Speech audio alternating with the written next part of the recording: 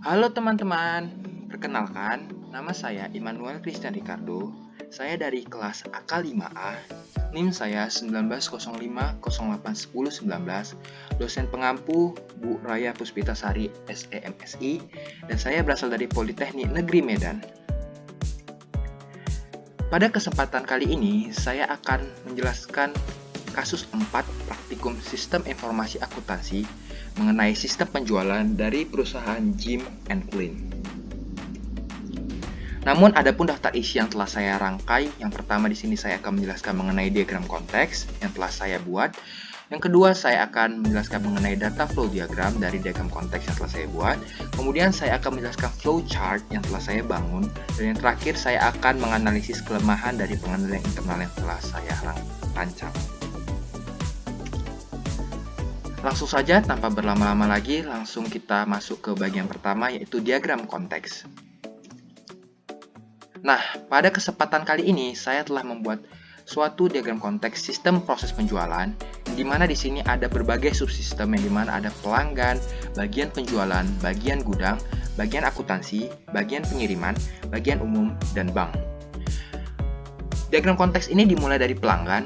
Pelanggan melakukan pemesanan ke bagian penjualan.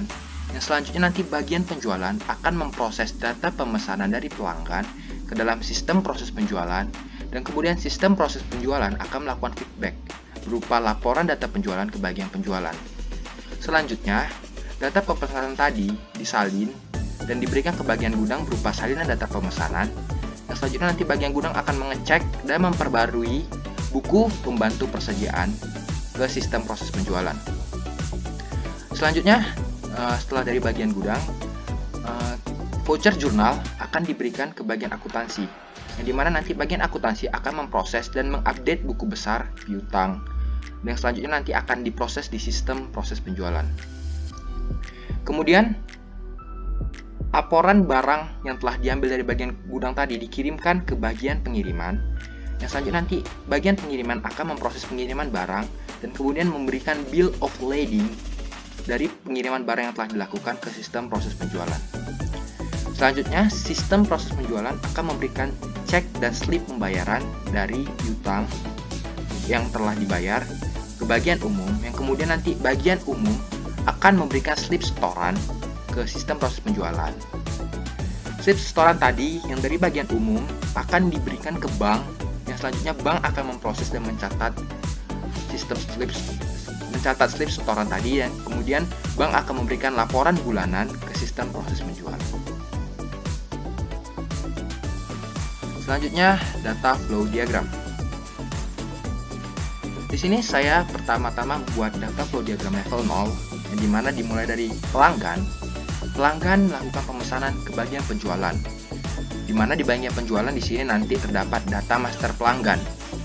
Kemudian bagian penjualan menyerahkan berbagai salinan pemesanan ke proses pemesanan, yang dimana nanti proses pemesanan akan memproses dan memberikan laporan penjualan ke bagian penjualan.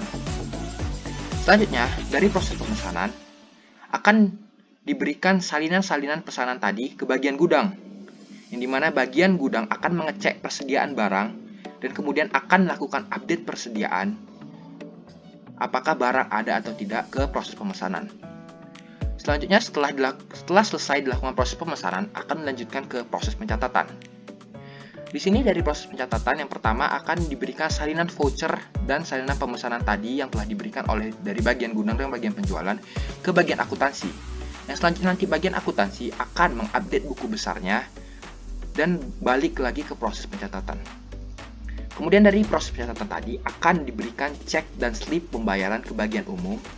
Yang selanjutnya nanti bagian umum akan memberitahukan laporan pemberitahuan pengiriman cek yang telah diberikan ke bank ke proses pencatatan. Selanjutnya dari bagian umum akan diberikan slip setoran ke bank, dan selanjutnya bank akan memproses slip setoran itu dan mencatatnya di bank. Kemudian bank akan memberikan laporan bulanan ke bagian akuntansi, yang selanjutnya nanti bagian akuntansi akan melakukan rekonsiliasi. Di sini bagian akuntansi ada berisi data master transaksi. Kemudian dari proses setelah selesai dilakukan proses pencatatan, maka kita masuk ke proses pengiriman. Nah, di proses pengiriman ini dimulai dari penyerahan barang dari bagian gudang yang telah tadi dipesan dari salinan pemesanan sebelumnya diproses di proses pengiriman, dan selanjutnya barang yang telah diserahkan diberikan ke bagian pengiriman berupa pesanan barang pelanggan. Selanjutnya bagian pengiriman akan memberikan feedback berupa bill of lading, yang dimana bill of lading ini berisi pemberitahuan kalau misalnya barang sudah dikirimkan ke pelanggan. Selanjutnya bagian pengiriman akan langsung mengirimkan barang ke pelanggan. Baik, selanjutnya di sini saya akan masuk ke data flow diagram level 1. Di sini dimulai dari pesanan pelanggan. Pelanggan melakukan pemesanan yang selanjutnya nanti akan dicatat pesanan penjualannya. Yang di sini nanti ada berisi data-data master pelanggan. Kemudian setelah dicatat, maka akan dilaporkan ke bagian administrasi penjualan. Setelah dilaporkan ke bagian administrasi penjualan, maka akan dibuat berbagai salinan slip pemesanan dan kemudian akan menjadi salinan slip pemesanan.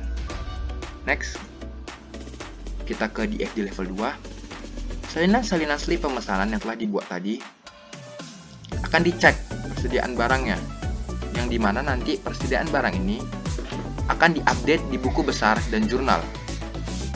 Dan kemudian, update buku besar dan jurnal ini akan berisi data-data master transaksi, yang dimana dari data-data master transaksi ini akan dikirimkan slip ke setoran bank untuk mencatat pembayaran kas. Selanjutnya, apabila setelah dikirimkan slip ke setoran maka bank akan memberikan laporan bulanan ke pihak akuntansi yang selanjutnya akan direkonsiliasi oleh pihak akuntansi. DFD level 3 yang saya bangun di sini adalah dimulai dari barang dari gudang yang telah diserahkan tadi, akan dilakukan pengecekan pemesanan barang kembali, apakah barang itu pas sesuai dengan pemesanan atau tidak. Setelah barang dicek, maka akan dilakukan persiapan pemesanan barang seperti pengepakan dan sebagainya. Setelah itu, maka barang yang telah disiapkan tadi akan diproses pengirimannya, dan kemudian akan sekalian diserahkan bill of lading dan barang pemesanan tadi ke kurir. Selanjutnya kurir akan memberikan pesanan barang tadi ke pelanggan, dan selanjutnya pelanggan akan menerima barang pesanan yang telah dipesan sebelumnya. Bagian ketiga, flowchart. Di sini saya telah membangun flowchart dari DFD yang telah saya jelaskan sebelumnya. Baik, berikut adalah flowchart yang telah saya buat. Yang pertama pelanggan menerima form pemesanan, yang dimana nanti pelanggan akan mengisi form pemesanan tersebut. Selanjutnya, apabila pelanggan telah mengisi form pemesanan, maka form pemesanan itu akan diberikan ke bagian penjualan, yang dimana nanti bagian penjualan akan mencatat pemesanan dari pelanggan. Selanjutnya, bagian penjualan akan membuat berbagai salinan penjualan, yang dimana nanti di sini bagian penjualan akan membuat 7 salinan pesanan penjualan. Namun satu faktur salinan penjualan akan disimpan di bagian penjualan.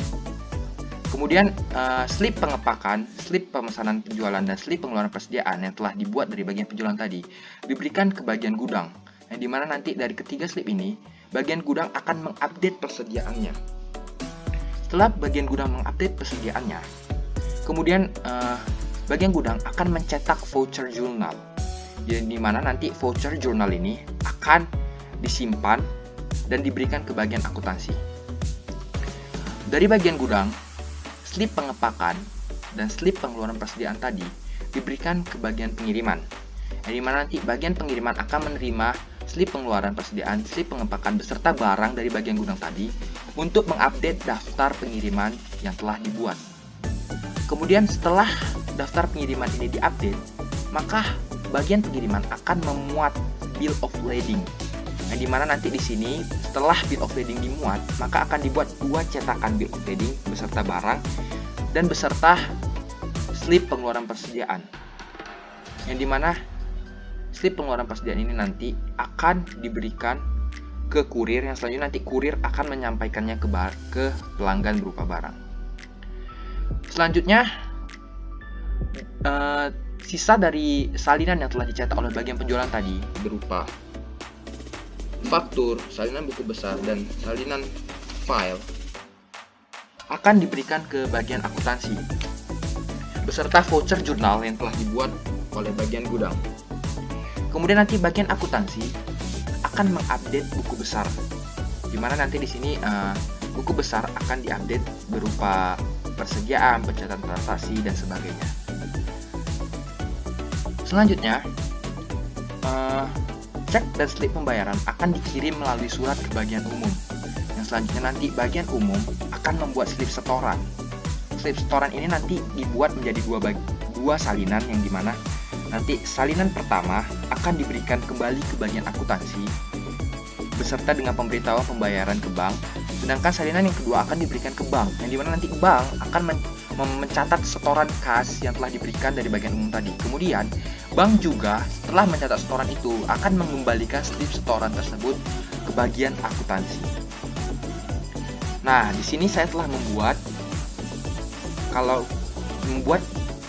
file yang dimana kalau misalnya slip setoran tadi dari bagian umum dan bagian bank dikembalikan lagi ke bagian akuntansi, yang dimana nanti di sini akan disimpan di bagian akuntansi dan juga akan diupdate kembali jurnal dan buku besarnya. Yang keempat, kelemahan pengendalian internal. Di sini saya telah membuat 3 poin kelemahan pengendalian internal yang telah saya jelaskan tadi. Yang pertama, di sini saya tidak membuat pembedaan tugas antara staf penjualan dan bagian administrasi penjualan, di mana saya tadi hanya menggabungkan kalau misalnya mereka itu di dalam satu bagian penjualan saja. Terus di sini yang kedua, saya tidak membuat konfirmasi mengenai piutang yang dibayarkan, beserta di sini hanya ada penyerahan slip pembayaran saja. Terus yang ketiga, saya juga tidak ada pengawasan lebih lanjut terhadap pengecekan persediaan barang di gudang. Apakah barang yang tadi telah dipesan itu tersedia atau tidak oleh bagian gudang. Berikut adalah penjelasan saya mengenai kasus 4 dari perusahaan Jim & Clean, sistem penjualan. Apabila ada kekurangan dan salah-salah kata yang telah saya sampaikan, saya mohon maaf. Terima kasih atas perhatian teman-teman semua.